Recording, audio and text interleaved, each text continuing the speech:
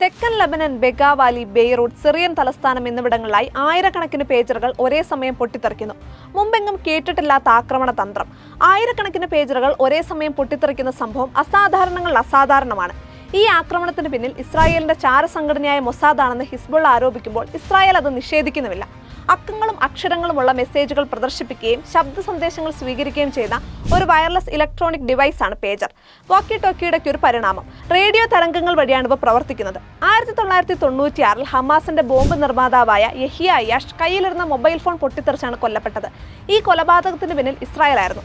ഇതോടെ ഇവർ mobile phone ഉപയോഗിക്കുന്നത് വളരെ വിരളമാണ്. കാരണം മൊബൈൽ ഫോൺ ഉപയോഗിച്ചാൽ ഇസ്രായേലിന് അവരുടെ ലൊക്കേഷൻ കണ്ടെത്തി ഇവരെ ആക്രമിക്കാൻ എളുപ്പമാകുമെന്ന് കരുതിയാണ് പഴയ രീതിയിലുള്ള പേജറുകൾ ഹിസ്ബുള്ള ഇപ്പോഴും ഉപയോഗിക്കുന്നത്. എന്നാൽ ഇത് മനസ്സിലാക്കിയാണ് പേജറുകൾ പൊട്ടിത്തെറിച്ചൊരു സ്ഫോടനം മൊസാദ് ആസൂത്രണം ചെയ്തത് എന്നാണ് സൂചന. ഹിസ്ബുള്ളയുടെ ആരോപണം ശരിയാണെങ്കിൽ ലോകത്തിലെ തന്നെ ഏറ്റവും അസാധാരണമായ ഒരു ആക്രമണ രീതിയാണ് ഇസ്രായേൽ നടപ്പിലാക്കിയത്. ഇസ്രായേൽ ചാരസംഘടനയായ മൊസാദ് പേജറുകളുടെ ഉൽപാദന വിതരണ സമയം മുതലുള്ള ഘട്ടങ്ങളിൽ തന്നെ ഇടപെട്ടിട്ടുണ്ട് എന്ന് വേണം അനുമാനിക്കാൻ.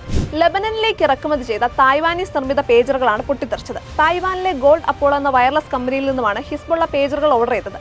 സ്ഫോടക വസ്തുക്കൾ നിറച്ചൊരു ബോർഡ് പേജറിനുള്ളിൽ സ്ഥാപിച്ചാണ് സ്ഫോടനം നടത്തിയത് എന്നാണ് ലഭിക്കുന്ന വിവരം. ഈ ബോർഡിന് കോഡുകൾ സ്വീകരിക്കാനും കഴിയും. എന്നാൽ ഗോൾഡ് അപ്പോളോ കമ്പനിയുടെ സ്ഥാപകനായ സു ചിങ് ക്വാങ് ഈ വാർത്ത നിഷേധിച്ചിട്ടുണ്ട്. സ്ഫോടന പരമ്പരയിൽ ഉൾപ്പെട്ട പേജറുകൾ നിർമ്മിച്ച തങ്ങളല്ലെന്നും അതൊരു യൂറോപ്യൻ കമ്പനിയാണെന്നുമാണ് അദ്ദേഹത്തിന്റെ വാദം. ബ്രാൻഡ് ട്രേഡ് മാർക്ക് അംഗീകാരം മാത്രമേ തങ്ങൾ നൽകുന്നുള്ളൂ എന്നും പേജറിന്റെ ഡിസൈനിലോ നിർമ്മാണത്തിലോ പങ്കില്ല എന്നുമാണ് കമ്പനിയുടെ വിശദീകരണം. ഈ വർഷം ആദ്യം ഹിസ്ബുള്ള ഇറക്കുമതി ചെയ്ത പേജറുകളെല്ലാം പുതുതായി നിർമ്മിച്ചവയാണ്. ഉപകരണങ്ങൾ നിർമ്മിക്കുന്ന സമയത്ത് തന്നെ അതിലേക്ക് സ്ഫോടക വസ്തുക്കൾ നിറച്ചാൽ മാത്രമേ ഇത്തരത്തിലൊരു ആക്രമണം നടത്താൻ കഴിയുള്ളൂ എന്നാണ് പ്രതിരോധ വിദഗ്ധർ നൽകുന്ന വിശദീകരണം. 3 ഗ്രാം സ്ഫോടക വസ്തുക്കളാണ് ഓരോന്നിനും ഒളിപ്പിച്ചിരിക്കുന്നത്. കോഡ് സന്ദേശം ലഭിച്ചാൽ സ്ഫോടനം നടത്താൻ ശേഷിയുള്ള അതിസൂക്ഷ്മമായ വസ്തുക്കളാണ് ഇതിനുവേണ്ടി ഉപയോഗിച്ചിരിക്കുന്നത്. അത്യാധുനിക ഉപകരണങ്ങൾ കൊണ്ട് പരിശോധിച്ചാൽ പോലും കണ്ടുപിടിക്കാൻ കഴിയാത്ത തരത്തിലാണ് ഇവ പേജറുകളിൽ ഒളിപ്പിച്ചിരിക്കുന്നത്.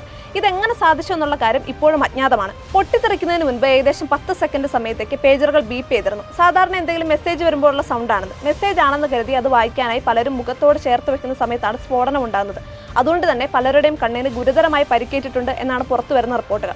എന്തായാലും ലോകം ഇന്ന് വരെ കാണാത്ത യുദ്ധമുറയിൽ നടുങ്ങിയിരിക്കുകയാണ് ഹിസ്ബുള്ള.